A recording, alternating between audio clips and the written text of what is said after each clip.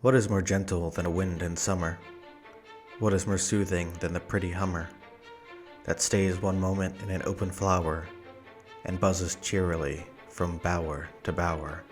What is more tranquil than a musk rose blowing in a green island far from all men's knowing? More healthful than the leafless of dales, more secret than a nest of nightingales, more serene than Cordelia's countenance, more full of visions than a high romance. What but the sleep, soft closer of her eyes, low murmur of tender lullabies, light hoverer around our happy pillows, wreather of poppy buds and weeping willows, silent entangler of a beauty's tresses, most happy listener when the morning blesses, before enlivening all the cheerful eyes that glance so brightly at the new sunrise. But what is higher beyond thought than thee, fresher than berries of a mountain tree, more strange, more beautiful, more smooth, more regal, than wings of swans, than doves, than dim-seen eagle? What is it, and to what shall I compare it? It has a glory, and naught else can share it. The thought thereof is awful, sweet and holy, chasing away all worldliness and folly, coming sometimes like fearful claps of thunder, or the low rumblings earth regions under, and sometimes like a gentle whispering of all the secrets of some wondrous thing that breathes about us in the vacant air, so that we look around with prying stare. Perhaps the sea shapes of light, aerial limning, and catch soft floatings from a faint heard hymning, to see the laurel wreath on high suspended, that is to crown our name when life is ended. Sometimes it gives a glory to the voice, and from the heart up strings, rejoice, rejoice, sounds which will reach the framer of all things and die away in ardent mutterings. No one who once the glorious sun has seen, and all the clouds, and felt his bosom clean, for his great Maker's presence, but must know what 'tis I mean, and feel his being glow. Therefore no insult will I give his spirit by telling what he sees from native merit. O Poesy, for thee I hold my pen, that am not yet a glorious denizen of thy wide heaven. Should I rather kneel upon some mountain top until I feel a glowing splendor round about me hung, and echo back to the voice of thine own tongue? O Poesy, for thee I grasp my pen, that am not yet a glorious denizen of thy wide heaven, yet to my ardent prayer yield from thy sanctuary some clean air, smooth for intoxication by the breath of flowering bays, that I may die a death of luxury, and my young spirit follow the morning sunbeams to the great Apollo, like a fresh sacrifice, or, if I can bear the overwhelming sweets, 'twill bring me to the fair visions of all places.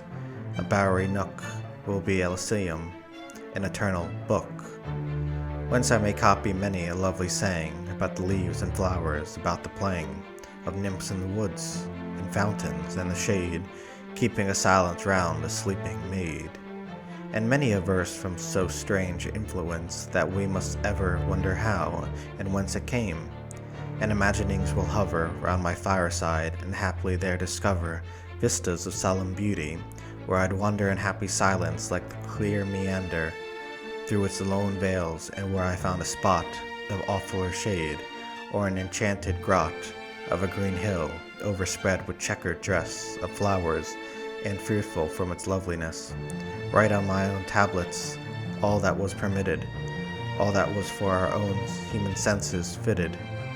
Then the events of this wide world I'd seize, like a strong giant in my spirit tease, till at its shoulders it should proudly see wings to find out an immortality. Stop and consider, life is but a day, a fragile dewdrop on its perilous way. From a tree's summit a poor Indian sleep, while his boat hastens to the monstrous steep of Monte Morenci. Why so sad a moan?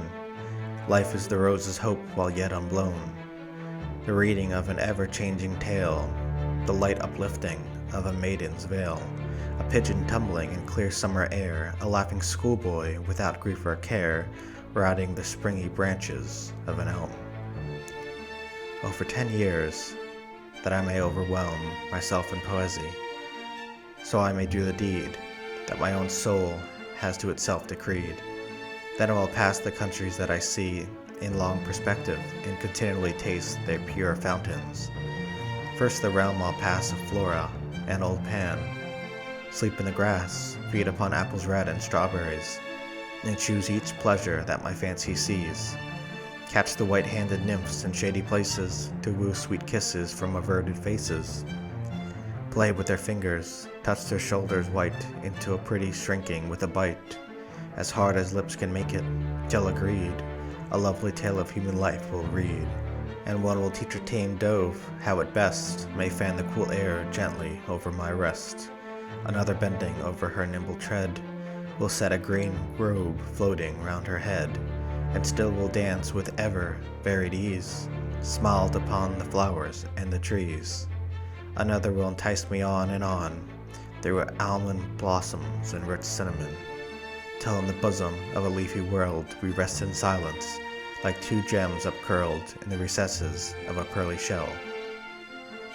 And can I ever bid these joys farewell?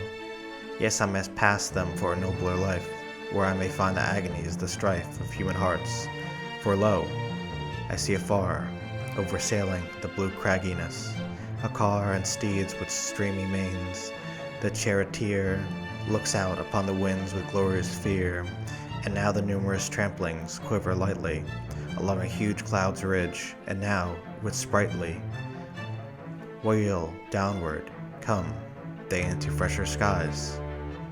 Tipped round with silver from the sun's bright eyes, still downward with capricious whirl they glide, and now I see them on a green hillside in breezy rest among the nodding stalks. The charioteer with wondrous gesture talks to the trees and mountains, and they soon disappear, shades of delight, of mystery and fear, passing along before a dusky space made by some mighty oaks, as they would chase some ever-fleeting music on they sweep. Lo, how they murmur, laugh, and smile, and weep.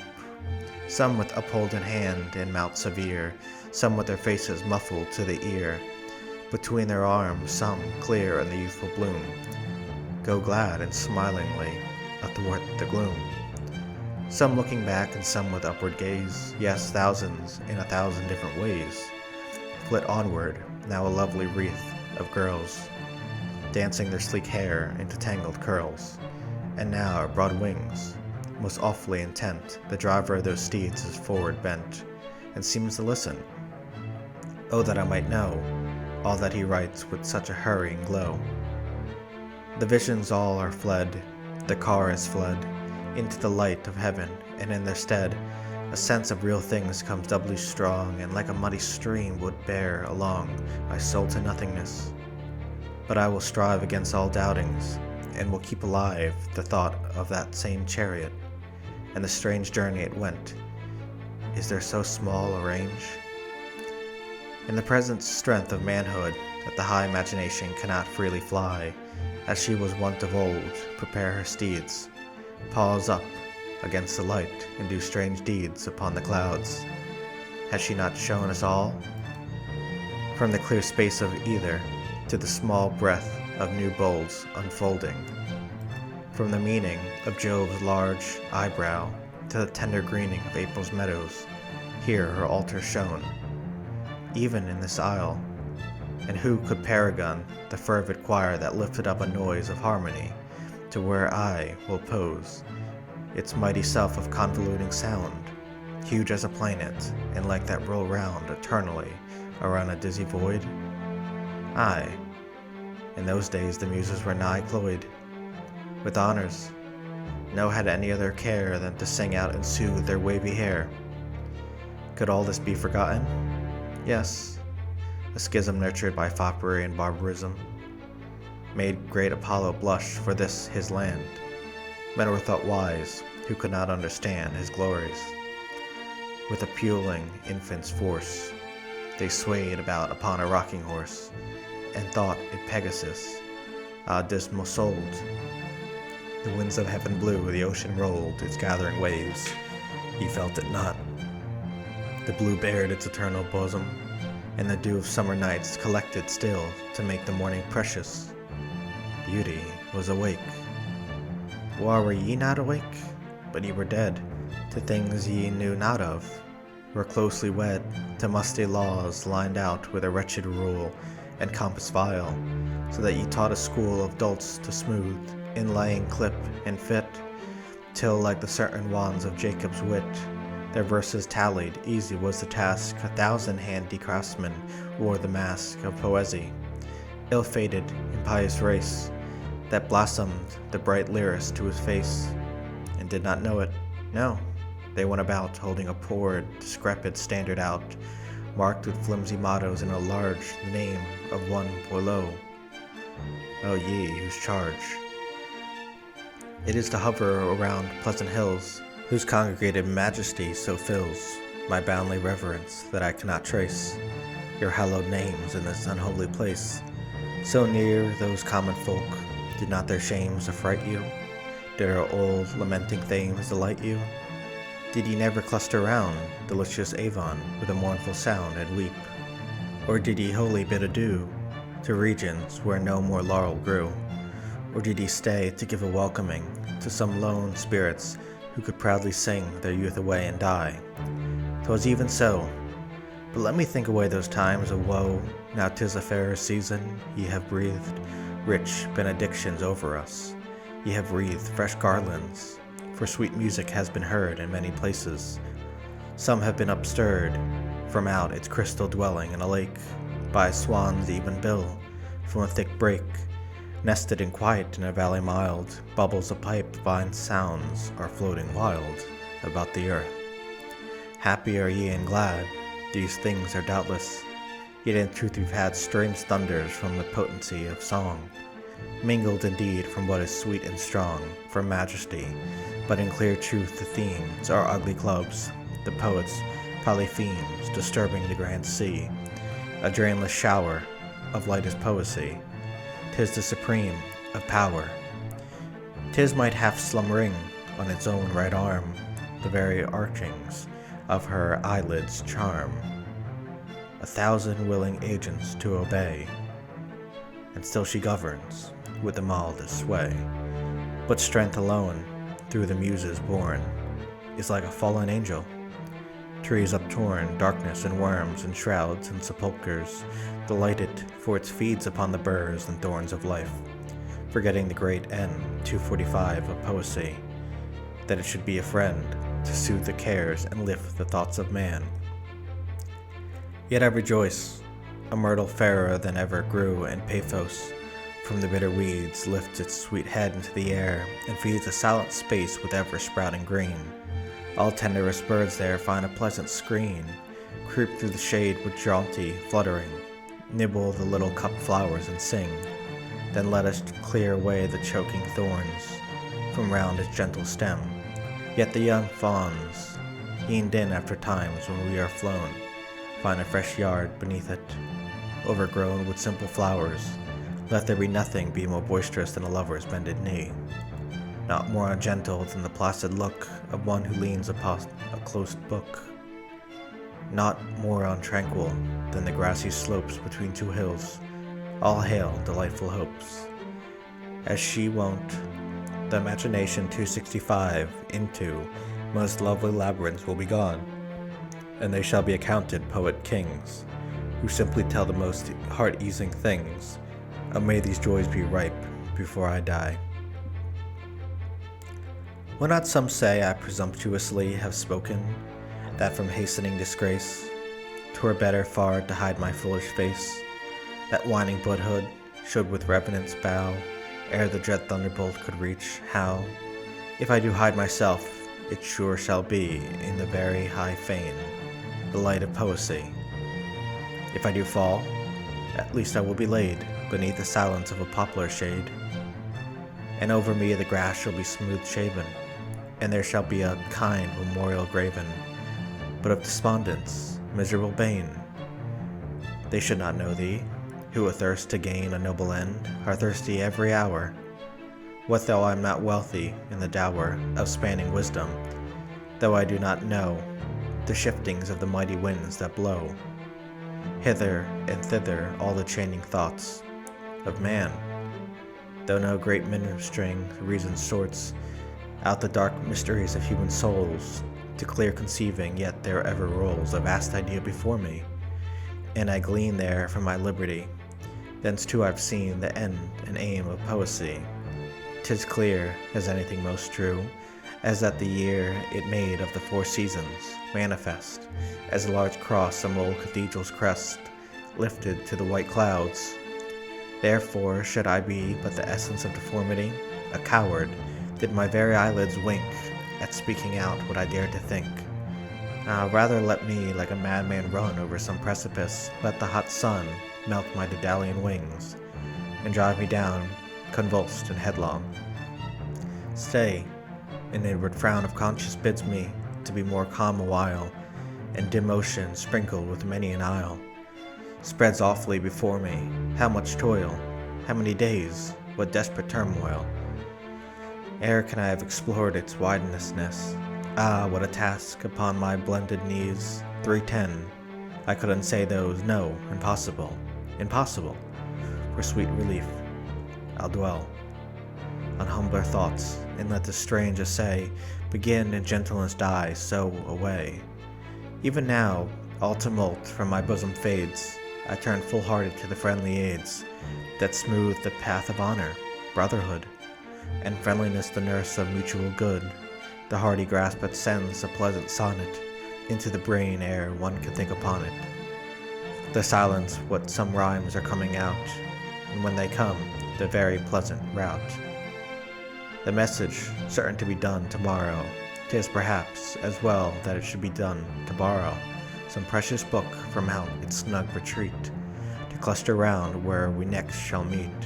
Scarce can I scribble on, for lovely airs are fluttering round the room like doves in pairs. Many delights of that glad day recalling, when my first senses caught their tender falling, and with these airs come form of elegance, stooping their shoulders over a horse's prance, careless and ground, fingers soft and round, parting luxuriant curls, in the swift bound parting of Bacchus from his chariot, when his eye 335 made Arion's cheek look blushingly. Thus I remember all the pleasant flow of words at opening a portfolio. Things such as these are ever harbingers to trains and peaceful images. The stirs of a swan's neck unseen among the rushes, a linnet starting all about the bushes, a butterfly with golden wings broad parted, nestling a rose, convulsed as though it smarted with overpleasure. Many, many more might I indulge at large in all my store of luxuries. Yet I must not forget sleep quiet with his poppy coronet.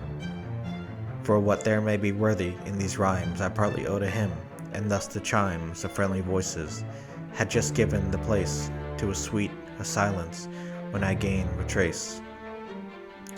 The pleasant day, upon a couch at ease, it was a poet's house who keeps the keys of pleasure's temple. Round about were hung the glorious features of the bards who sung in other ages.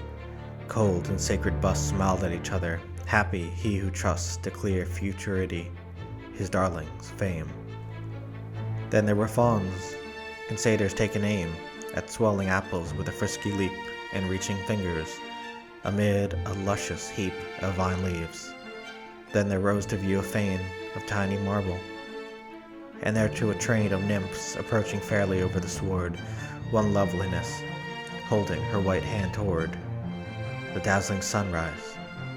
2 sisters sweet bending their graceful figures till they meet over the trippings of a little child.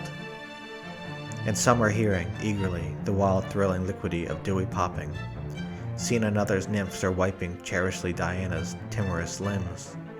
A fold of lawny mantle dabbling swims at the bath's edge, and keeps gentle motion with a subsiding crystal, as when ocean heaves calmly its broad swelling smoothiness over its rocky marge, and balances once more the patient weeds, that now unshent by foam feeling all about their undulating home. Sappho's meek head was there half smiling down at nothing, just as though the earnest frown of overthinking had the moment gone from off her brow, and left her all alone. Great Offred's too, with anxious, pitying eyes, as if he always listened to the sighs of the goaded world, and Kosciuszko's worn by horrid sufferance, mightily forlorn.